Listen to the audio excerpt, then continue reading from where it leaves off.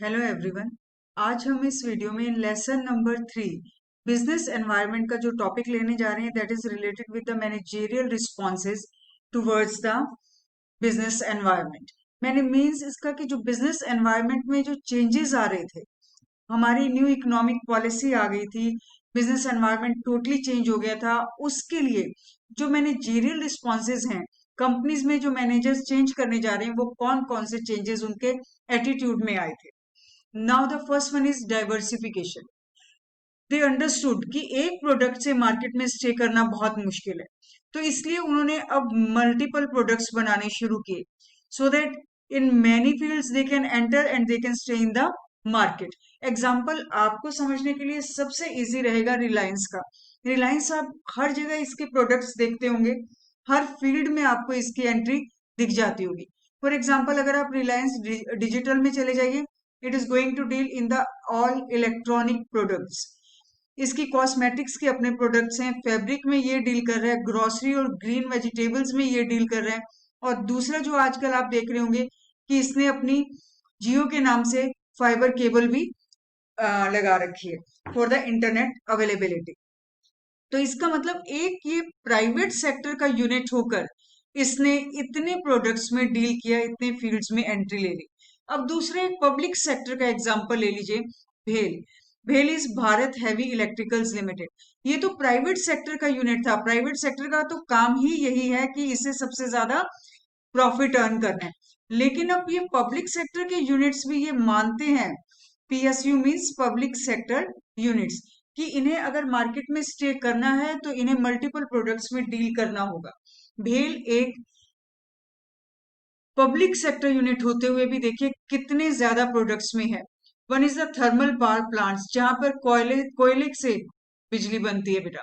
Next is hydro, पानी से जहां बिजली बनती है। इसी तरह से गैस पावर प्लांट्स हैं, इसके बॉयलर्स हैं। बॉयलर्स वो होते हैं जहां पे स्टीम जनरेट होती है। इंजन लोकोमोटिव्स में डील करता है। Oil rigs means it is a operators which helps to drill the oil. Walls बना रहे, ऑयल फील्ड इक्विपमेंट्स है जिसके जिनमें से एक ऑयल रिग्स भी आता है। कंप्रेसर्स हैं, इंसुलेटर्स हैं, इलेक्ट्रिकल मशीन्स हैं, एंड मैनी मैनी मोर। इतने ज्यादा इसके प्रोडक्ट्स हैं।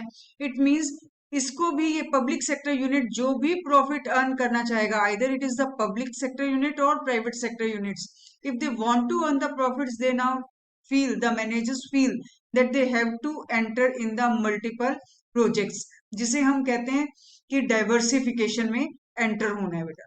ठीक है, नेक्स्ट अब पॉइंट करते हैं हम joint venture and collaboration. Market में स्टे करना, जब न्यू इकोनॉमिक पॉलिसी आ जाए, जब एलपीजी आ जाए, means liberalisation, privatisation and globalisation, तो मार्केट में स्टे करना बहुत ज्यादा इजी नहीं होता। टू इंक्रीज द कॉम्पिटेटिवनेस, अपनी कैपेसिटी को बढ़ाना, कॉम्पिटेटिव स्ट्रेंथ को बढ़ाने के लिए ज्वाइंट वेंचर और कोलेबोरेशन ये बहुत ज्यादा बढ़ गए। ये किन्हीं भी दो कंपनीज में, चाहे वो दो एमएनसी, चाहे वो दो इंडियन कंपनीज हो, चाहे दो फॉरेन कंपनीज हो, या एक इंडियन या एक फॉरेन कंपनीज हो, they came into the joint venture. वो दोनों इकट्ठी आई, कोलेबोरेशन में आई, so that they can get a market and they can stay in the market. For example Ford और महिंद्रा एंड महिंद्रा इकट्ठे आ गए। फोर्ड का उस वक्त 49% का शेयर था, महिंद्रा एंड महिंद्रा का 51% का शेयर था। जगुआर और टाटा मोटर्स की बात करें तो टाटा मोटर्स ने उस वक्त इसकी जगुआर की लैंड रोवर्स कार को परचेज कर लिया था। पूरा इसका ये वाला जो एक पर्टिकुलर इस जगुआर की जितनी कार्स थी उसमें से एक ये वाला एलिमेंट इसने परचेज करके खुद इसकी 100% शेयर्स परचेज कर लिए। जनरल मोटर्स और हिंदुस्तान की बात करें तो ये जब कोलेबोरेशन में आए तो इनका इक्वल शेयर रहा उसमें।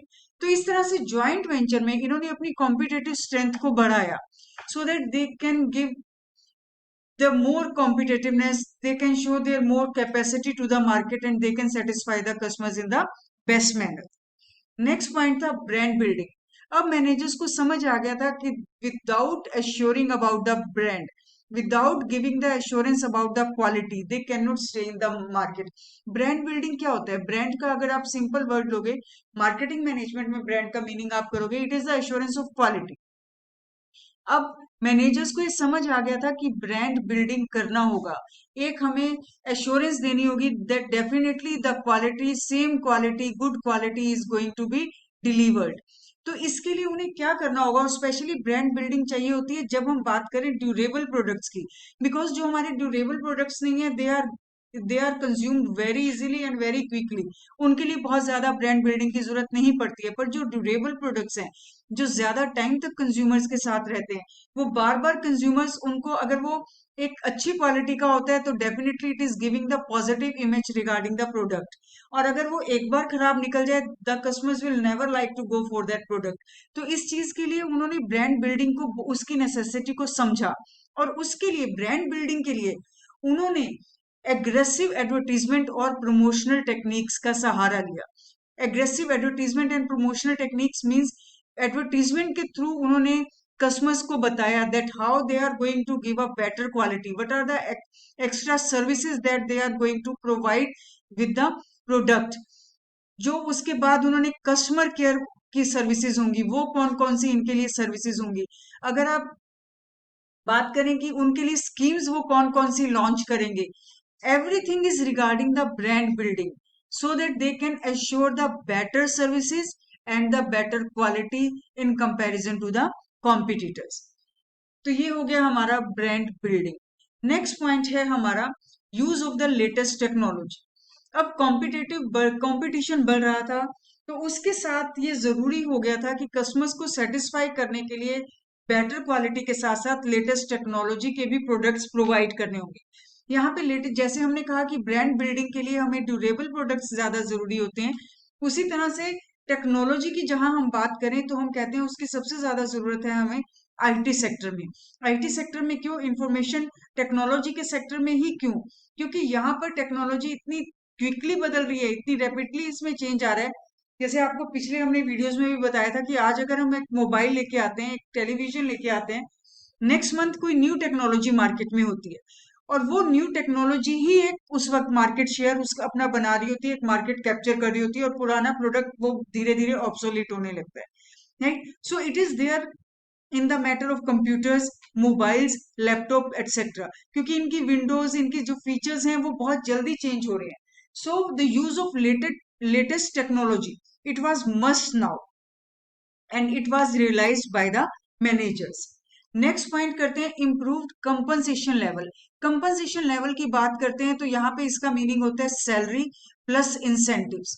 जो भी हम उनको कंपनसेशन दे रहे हैं, कंपनसेशन जो वो हमें हमें हमारे एम्प्लॉयज ने सर्विसेज प्रोवाइड की, so for those services what is going to be given to them in return, उस रिटर्न में हम उनको जो दे रहे हैं उसे हम कंपनसेशन कहते हैं, और वो कंपनसेशन हम सैलरी और इंसेंटिव्स को ऐड करके बनाते हैं बेटा। तो जो हमारा टेक्निकल स्टाफ था, मैनेजेरियल, हमारे प्रोफेशनल मैनेजेरियल स्टाफ था, हमारे जो प्रोफेशनल्स थे, इनमें एक बहुत अच्छा, एक बहुत पॉजिटिव हाइक आया। उससे पहले जो चेंजेस थे, जो हमारी न्यू इकोनॉमिक पॉलिसी से पहले चेंजेस थे, वो जो हमारी एग्जिस्ट कर रहे थे, चेंज तो अब आया, जो एग्जिस्ट कर रही थी सैलरी वो बहुत कम थी, लेकिन जो चेंजेस आए उसमें इस सैलरी इंसेंटिव कंपनसेशन में एक बहुत पॉजिटिव हाइक आया। इनकी सैलरीज बहुत बड़ी, इंसेंटिव्स बहुत बड़े, जो इनका एक पैकेज था उसमें एक जबरदस्त उछाल आया। और उसके लिए हम कहते हैं कि परफॉर्मेंस से जो इनके पैकेजेस थे और जो इंसेंटिव्स उनको बाद में मिल रहे थे, it was linked with their performance. जितनी इनकी परफॉर्मेंस बढ़ती जाएगी उतना इनका पैकेज में इंक्रीज आता रहेगा। So the performance link incentives and salary. Next point हम बात करते हैं कस्टमर फोकस। एलपीजी से पहले प्रोड्यूसर्स की मार्केट थी। प्रोड्यूसर्स की मार्केट का मतलब, क्योंकि वहां पर प्रोड्यूसर्स कम थे पहले, कॉम्पिटिटर्स कम थे और कस्टमर्स ज्यादा थे, तो प्रोड्यूसर्स की मार्केट थी। जो वो बनाते थे कस्टमर्स उनको इजीली एक्सेप्ट कर देते थे, क्योंकि उन्हें मालूम था कि इतने ही प्रोडक्ट्स अवेलेबल हैं, हमें उनसे उनसे ही चूज करना होगा। But now since many competitors were there in the market, तो अब ये मार्केट प्रोड्यूसर्स की नहीं रह गई, अब ये मार्केट हो गई थी कंज्यूमर्स की।